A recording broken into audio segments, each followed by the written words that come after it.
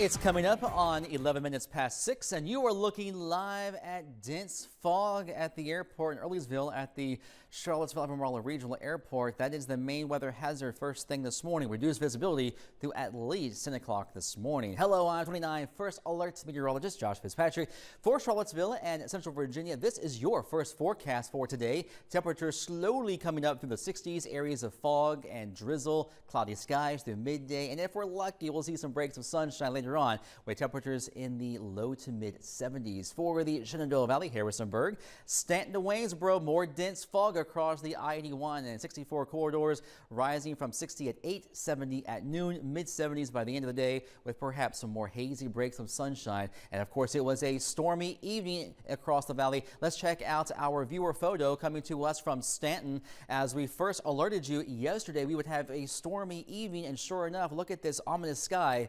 This was Saturday evening about 7 o'clock, just before sunset. Randy Young in Stanton got this snapshot of what we call a shelf cloud. That is the long, low cloud that precedes the heavy rain and the gustiest winds.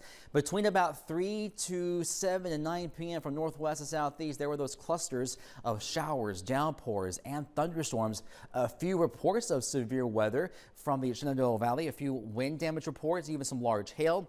Also into portions of Nelson County, and those storms tended to weaken though as they cross over the Blue Ridge. And also, as expected, highly variable rainfall amounts. Some of you only got a ground dampening, while others got more than 2 inches of rain, especially for portions of the Shenandoah Valley and through areas of Nelson and Albemarle counties. Charlottesville picked up an inch of rainfall on average, and heavier amounts off to the south. Now the radar currently is rain free, perhaps some mist and drizzle, of course, with the low clouds and the fog, but no organized weather systems across the Commonwealth.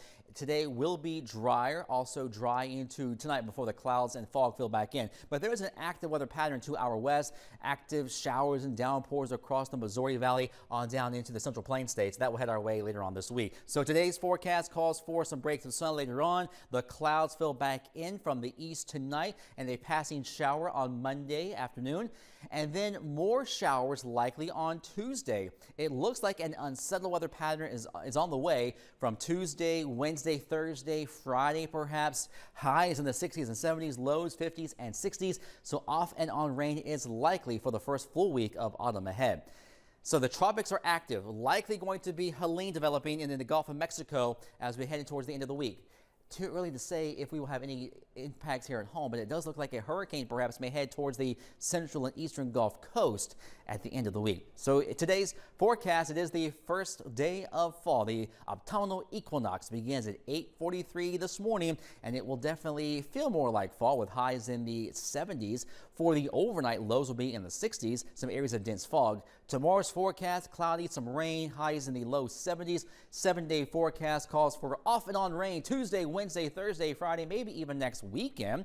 60s and 70s by day, lows in the 50s and the 60s with variable rainfall amounts, but we will definitely see some soaking showers off and on for the next week or so.